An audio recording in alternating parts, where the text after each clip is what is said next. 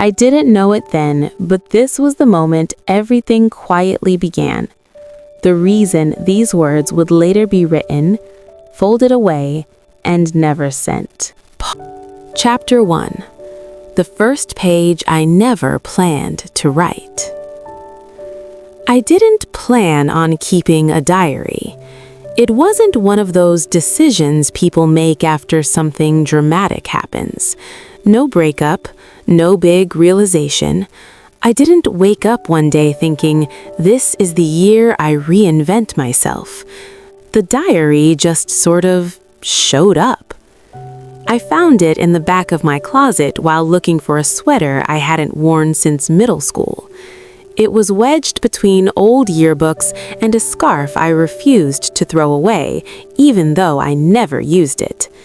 The cover was cloth, faded at the corners, soft from age. It looked like it had already lived a life before me. That morning, rain streaked down my bedroom window at a slant. Seattle rain never committed to falling straight. It hovered, drifted, made everything feel slightly delayed. I sat on my bed with the diary on my knees, pen in my hand, staring at the blank page like it might start first. I didn't know what I was supposed to write, so I started small. For myself. That felt reasonable. After a second, I added another line. Not every feeling needs to be solved. I read it twice. It sounded like advice I probably wouldn't follow, but writing it down felt safer than ignoring it. When a certain name tried to push its way into my thoughts, I closed the diary before it could win. Some things didn't need to be written yet. When I got stuck like that, photography helped. I grabbed my camera and headed out, the weight of it familiar and grounding. Cameras didn't ask questions, they just waited. Lincoln High was already loud when I got there. Lockers slammed, someone argued about a quiz near the stairs. The smell of wet jackets mixed with coffee from the teacher's lounge. Ethan Park stood near the band room, his guitar case leaning against his leg. He always looked like he belonged there, like the hallway had been designed around him. "Morning, May," he said, smiling. "Morning." We walked to class together like we always did. He talked about a song he was working on, something about the bridge not feeling right. His fingers moved as he spoke, tracing shapes only he could see. I listened. I always did. We'd known each other forever, or close enough that it felt like forever. 5th grade. Assigned seats, borrowed pencils. Somewhere along the way, the friendship settled into something steady, comfortable, complicated in ways neither of us named. At lunch, Julian waved me over. "You look awake. That's new." "I'm evolving," he laughed. "Scary." The rest of the day passed without anything worth writing down. Classes, bells, half-finished notes. But I kept thinking about the diary waiting at home, closed but not forgotten. That night, after dinner and the low hum of the TV in the living room, I opened it again. "I didn't write your name today," I wrote. "I'm not sure if that means progress or avoidance." I considered adding more, then decided against it. Some pages didn't need to be full to count. I closed the diary and slid it under my pillow, feeling oddly aware of it, like it was something alive I'd just agreed to take care of. I didn't know it yet, but that small, quiet decision was the beginning of everything. Chapter 2. Things I only say on paper. Diaries don't interrupt. That was the first thing I liked about mine. They don't ask you to explain yourself. They don't look confused when you change direction halfway through a sentence. On paper, stopping felt allowed. So did starting over. Most days followed a predictable pattern. The final bell at 3:15, photography club twice a week, the walk home with my camera bouncing against my side, the sky never quite deciding what it wanted to do. Photography club met in the old art wing, where the walls were chipped and the lights flickered if you stayed too late. Mr. Alvarez let us wander, told us to photograph things people ignored. I liked that part best. At home, Leo was on the floor, surrounded by homework, chewing on the end of a pencil. "You're back early," he said. "I'm always back early. Still counts." Dinner was quick and quiet.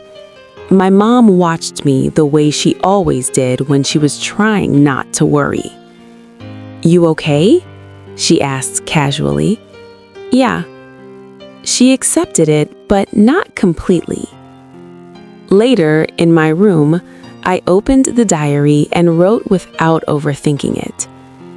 "Dear you, there are things I don't know how to say out loud yet." I stopped there. That felt like enough for one page. The next morning, Ethan caught up with me near the lockers.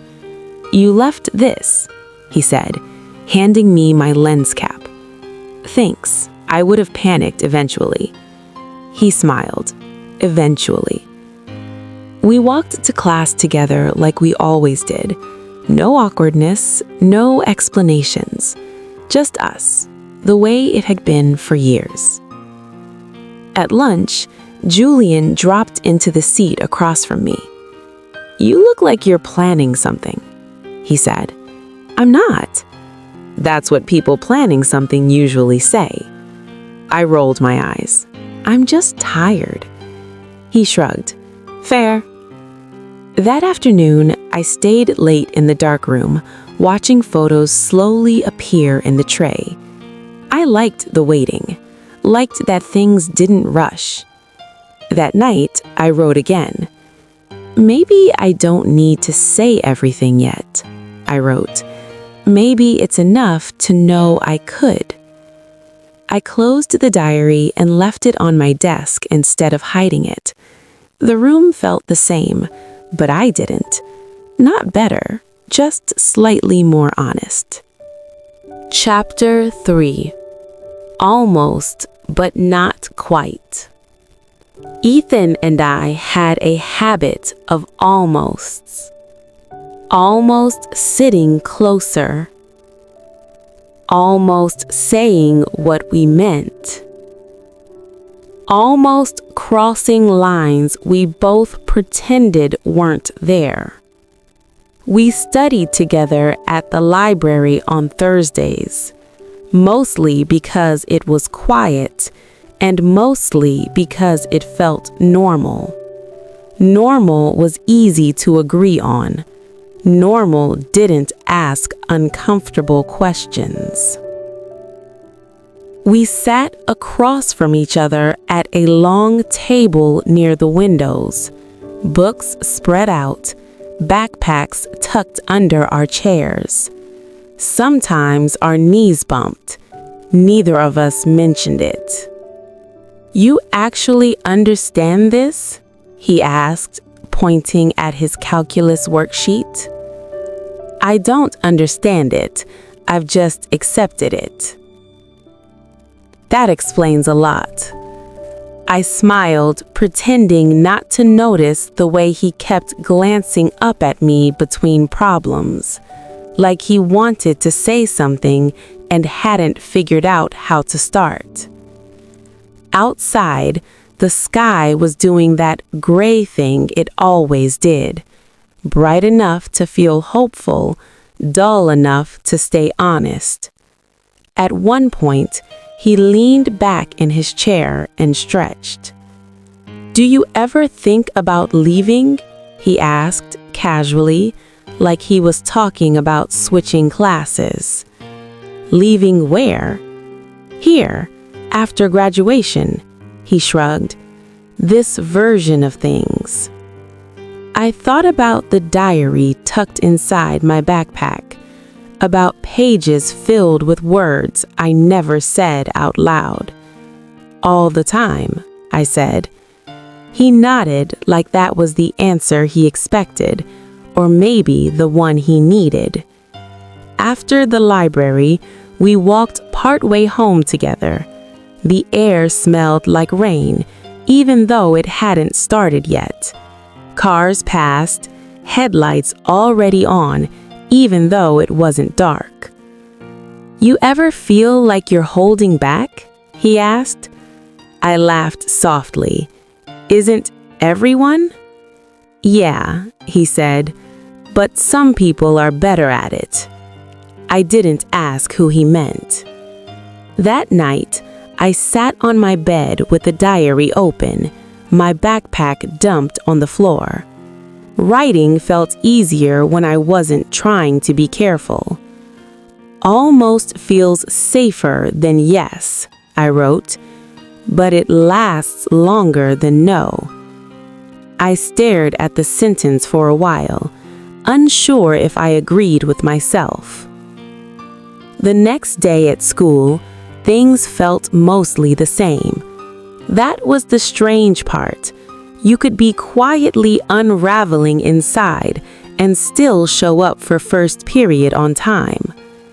In photography club, Mr. Alvarez sent us outside to shoot reflections.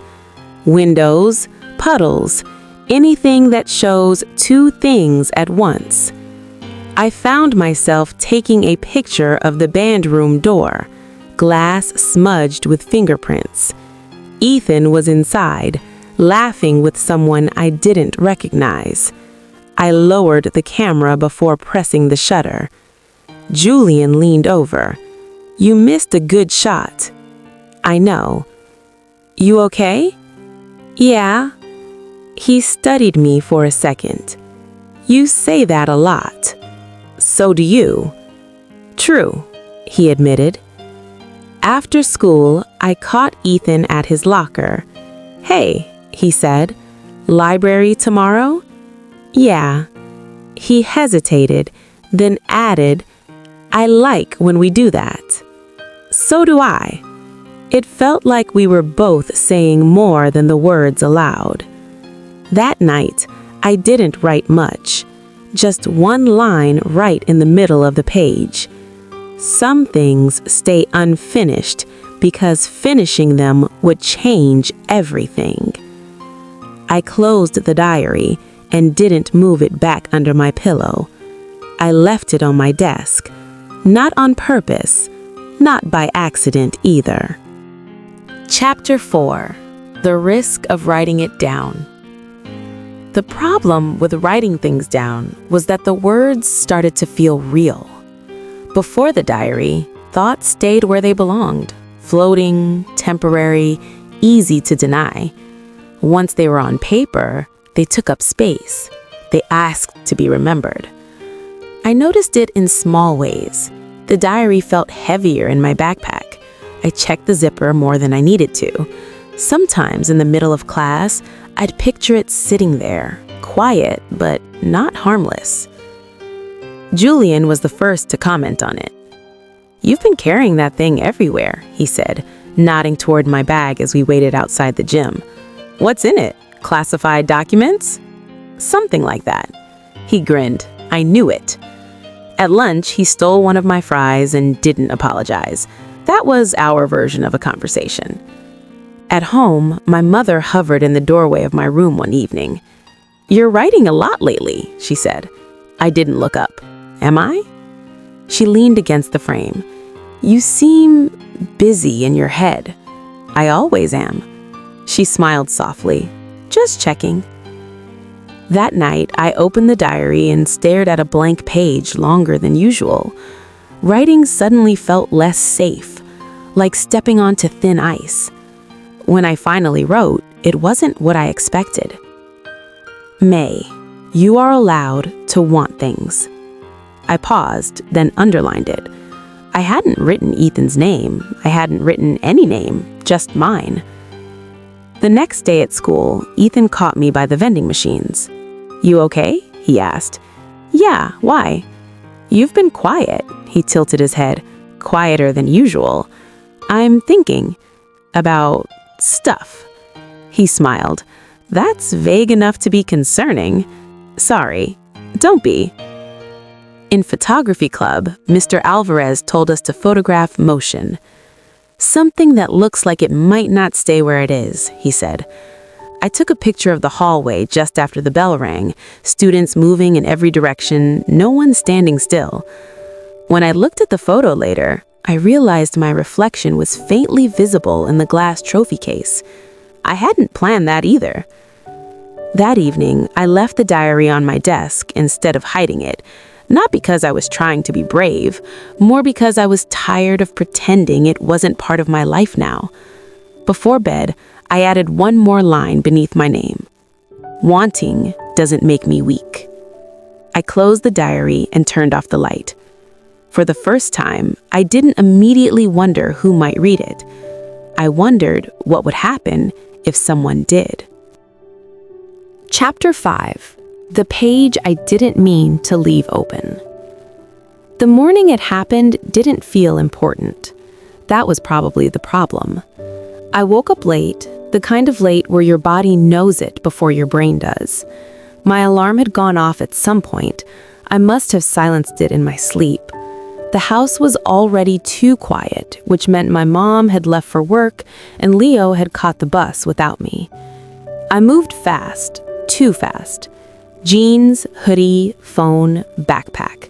I grabbed everything except the one thing that should have mattered. The diary was still on my desk, open. I didn't notice, not when I ran down the stairs, not when I jogged the last block to the bus stop, not even when I slid into my seat in first period, breathless and annoyed at myself for being late again.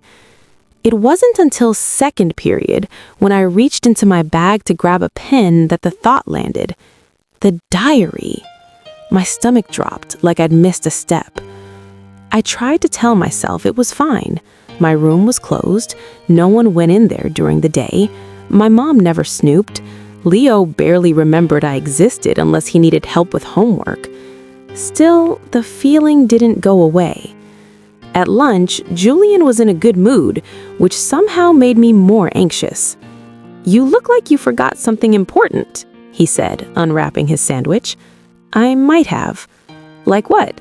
"Not sure yet." "That's the worst kind." I barely touched my food. Ethan noticed too. He didn't say anything, just kept glancing at me like he was trying to decide whether asking would help or make it worse. After school, photography club felt louder than usual. The cameras clicked, someone laughed too hard. I checked my phone more than once, even though there was nothing it could tell me. The bus ride home felt longer than it had ever had. When I got to my room, the first thing I saw was the desk. The diary was still there, still open. Nothing looked disturbed. The page was exactly where I'd left it, my handwriting tilted slightly to the right, my name underlined once. Just mine, nothing else. Relief washed over me so suddenly I had to sit down. I closed the diary carefully, like it might bruise. That night, I didn't write much. "I forgot to hide you today," I wrote. I don't know if that was a mistake or practice. I stared at the words, then added one more sentence. "Some secrets don't escape. They wait." I slid the diary into my backpack instead of under my pillow, just in case. Chapter 6. What slips between pages? I didn't hide the diary after that. Not intentionally. I just stopped treating it like something fragile that might explode if handled wrong. It stayed in my backpack most days, wedged between textbooks and a half-broken charger. Sometimes it came out at night. Sometimes it didn't. Life kept going. That part surprised me. At school, nothing obvious changed. Bells still rang, teachers still assigned homework like we weren't all quietly panicking about the future. If someone had read my diary, there were no signs. No weird looks, no sudden kindness, no confrontation waiting around corners. Still, I felt different. Like I was listening for something I couldn't hear yet. Ethan and I fell back into our usual routine, walking to class together, sitting side by side during assemblies, knees almost touching. Almost had become our default setting. "You good?" he asked one morning as we stood by the lockers. "Yeah," I said. Then, because I was tired of saying it automatically, I added, "I think so." He smiled. "That's an upgrade." At lunch, Julian nudged my backpack with his foot. "You guarding something important in there?" he asked. "Maybe." He grinned. I knew it. That afternoon, photography club met outside. Mr. Alvarez told us to photograph things people missed when they were in a hurry. I took pictures of stairwells, empty benches, a hallway just after everyone left it. I didn't realize what I was doing until later, capturing spaces after something had passed through them. At home, my mom paused outside my room longer than usual. "You doing okay?" she asked. "Yeah." She hesitated. "You've seemed thoughtful lately." "I think I always have," I said. She nodded, like she believed me, or like she wanted to. That night, I opened the diary without overthinking it. "Dear you, some things don't ask to be found. They just slip when you're not looking." I didn't close the book right away. For the first time, I wondered what it would actually feel like if someone read it. Not panic, not anger, just exposure. The idea made my stomach twist in a way I couldn't name. The next day, Ethan was quieter. Not distant, just careful, like he was editing himself mid-sentence. "You're thinking again," I said as we walked to class. "So are you." Fair. We shared a look that almost turned into something else. Almost always did. That afternoon, I found myself checking my backpack zipper again. Old habits came back fast. That night, I wrote one last line before closing the diary. I'm not hiding anymore.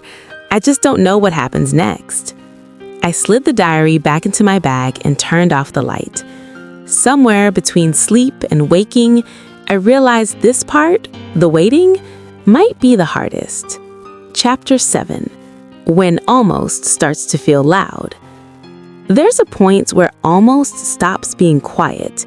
It doesn't announce itself. It doesn't demand attention.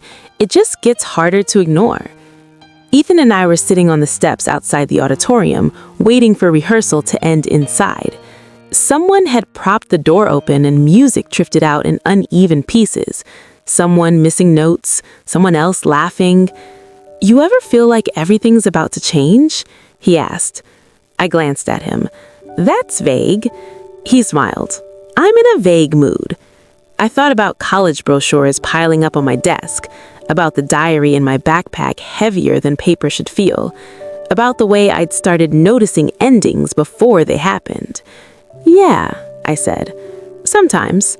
He nodded, like that was enough, or maybe like he was relieved it wasn't just him. Later that day, Julian cornered me by the lockers.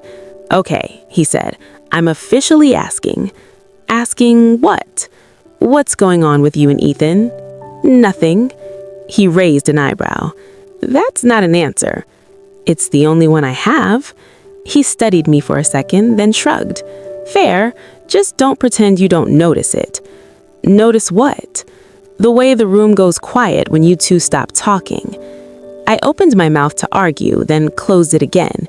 He walked off before I could decide which response felt safer. At home, Leo was sprawled on the couch, controller in hand. "You look distracted," he said without looking away from the screen. "I'm always distracted." "Yeah, but this is a new flavor." I smiled despite myself. That night, I didn't write right away. I sat on my bed with the diary closed, fingers resting on the cover. For once, I wasn't afraid of what might come out. I was afraid of how clear it would be. When I finally opened it, the words came fast. "Dear you," almost starts to feel louder than yes. I stopped there. That sentence felt like it wanted company, but I wasn't ready to give it any. The next day, at school, Ethan caught my wrist gently as I walked past him. "Hey," he said, "can we talk later?" My heart skipped in a way I pretended not to notice. "Sure." "After photography club." "Okay." The rest of the day stretched out. Every class felt longer than usual. I checked the clock more than I needed to. Photography club ended early. Mr. Alvarez let us go with a reminder to back up our files. Ethan waited by the door. We didn't walk side by side this time. We walked slower. "I've been thinking," he said. "Me too." He laughed softly. "Figures." We stopped under the overhang near the entrance, rain just starting to fall beyond it. "I don't want to mess this up, whatever this is." I nodded. "Me neither." The silence that followed wasn't awkward. It was careful. I guess I'd add, "I just don't want to keep pretending I don't feel it." I swallowed. "Yeah." We didn't say more than that, but something had shifted. That night, I wrote one last thing before closing the diary. "Almost doesn't protect you forever." I slid the diary back into my bag and turned off the light. For the first time, I didn't wonder if something would happen. I wondered when. Chapter 8. Quiet Moments, Loud Thoughts. Some days, quiet feels louder than anything else. That morning, I stayed behind after photography club to finish developing prints. The dark room smelled like chemicals and wet paper, familiar and grounding. It was the kind of smell that made the rest of the world seem distant, like it existed somewhere else.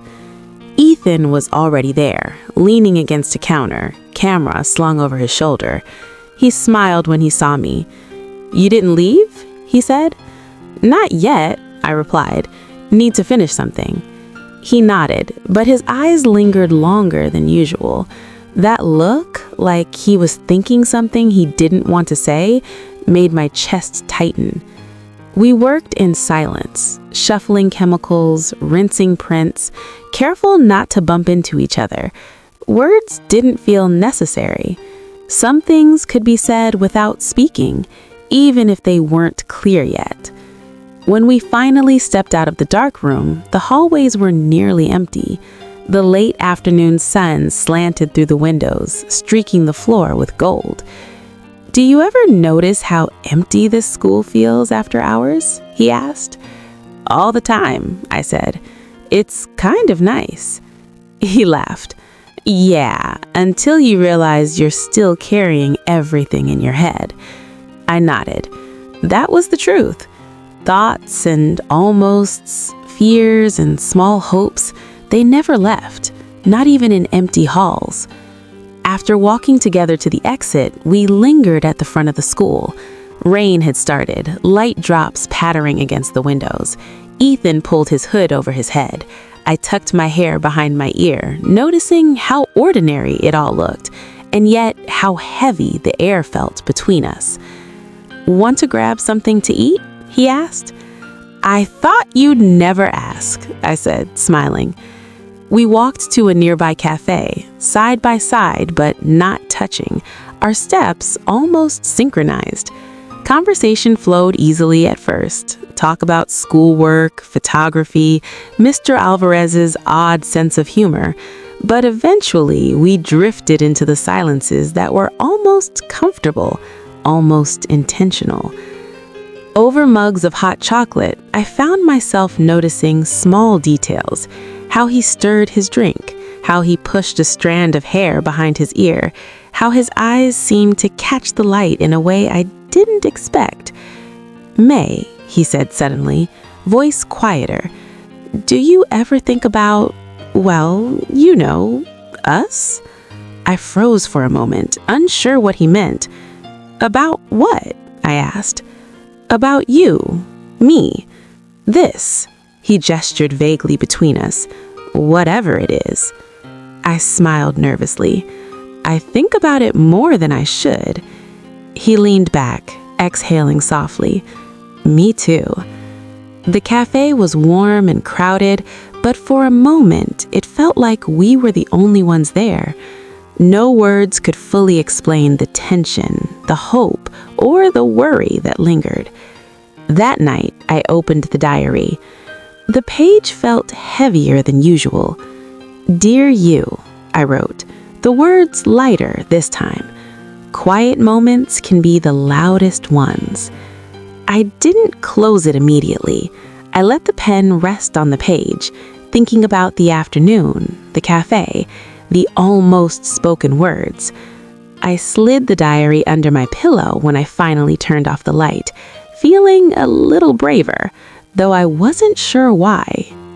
Chapter 9. The Things Left Unsaid. Some conversations were harder than silence. That morning, the bus smelled like wet jackets and leftover snacks. I slid into my usual seat and noticed Ethan already there, headphones dangling around his neck. He glanced at me and nodded, a small smile playing at the corners of his mouth. "Late?" I asked, leaning back. "Just enough," he replied. "You?" "Same." The bus rumbled forward. Outside, trees blurred past like watercolor streaks. Inside, the usual chatter filled the air. Kids complaining about homework, phones buzzing, someone dropping a backpack with a loud thud. We didn't speak much, but it wasn't uncomfortable. Sometimes not speaking was easier than figuring out how to begin a sentence without tripping over it. At school, we fell into routine. First period, math class. Mr. Reynolds tried to explain imaginary numbers, and I wrote notes while Ethan doodled in the margin of his notebook. Small glances passed between us now and then, almost imperceptible, but enough to notice. At lunch, Julian nudged me. "You've got that look again," he said, trying to sound casual. "What look?" I asked. "That one that screams, 'I'm thinking about him'?" I rolled my eyes. "You're reading too much into it." "Maybe," he said, smirking, "or maybe I'm just really observant." After school, photography club took us outside for a project on reflections. Ethan and I worked on opposite sides of the courtyard, camera snapping, lenses focusing, yet I couldn't stop noticing him in the background. The way he tilted his head slightly, the way he squinted at the light before pressing the shutter. Later, we walked toward the bus together again. Rain had started to sprinkle lightly. Ethan shrugged his jacket over his shoulders. "You ever think about saying things you don't?" he asked. "What do you mean?" "Things you're scared to admit, like how you feel." I laughed softly. "All the time, but I also think some things are better left unsaid." He nodded slowly. "Yeah, maybe. But some things are just too loud to ignore." That night, I opened the diary. The page felt heavier than usual. "Dear you," I wrote, "some thoughts are too loud to stay in your head. Some words are too soft to speak." I paused. I didn't add his name. I didn't need to. I slid the diary on my desk instead of under my pillow, instead of hiding it. Sometimes letting it breathe was better than hiding it. It didn't solve anything. It just reminded me that quiet could carry weight. Chapter 10. Decisions Between Lines. The week moved faster than I expected. School felt busier than usual, but maybe it was just me noticing things differently. Every glance, every smile, every small gesture carried a weight I hadn't realized before. Ethan seemed quieter but present. Julian was still his usual mix of sarcasm and curiosity. And I was somewhere in between, trying to keep up with everything in my head while looking like nothing had changed. After third period, Ethan found me near the lockers. "Hey," he said, holding a folder. "You forgot your calculus homework last week. Thought you might want it." I laughed. "Thanks. You didn't have to do that." "Of course I did," he said, grinning. "I'd be a terrible friend if I didn't." We walked to class together, our shoulders brushing briefly. That almost touch was enough to make me hyper-aware of how fast the day was passing. Lunch was noisy, crowded, and familiar. Julian sat across from me. "You two are in some sort of weird orbit," he said, tossing a grape into his mouth. "What do you mean?" I asked. "You know, the way you look at each other. Don't act like you don't notice it." "I notice it," I admitted. "Doesn't mean anything's going to happen." Julian shrugged. "Yet." After school, photography club had us capturing movement. I focused on the courtyard, students rushing to catch buses, leaves tumbling across the ground. I caught Ethan out of the corner of my eye, camera ready, his attention so focused it made me want to step closer. When it was time to leave, he walked with me to the bus stop. Rain had started to drizzle again, making the pavement shiny under streetlights. "I think," he began slowly, "we should stop pretending this is simple." I stopped walking for a second. Simple? Who said it was ever simple? He smiled a little. Exactly, and maybe that's the point. We should at least admit it to ourselves. I nodded. Words felt heavy. Honest words. Later that night, I opened the diary. "Dear you," I wrote. "Some decisions are made between the lines, not out loud. Some feelings live in the quiet spaces, waiting for us to notice." I closed it gently, slid it under my pillow, and lay awake a while thinking about the almosts, the quiet, and the choices that hadn't been spoken yet. The week had shifted. The air felt heavier, but clearer. Something was beginning to move, something I wasn't sure I could control.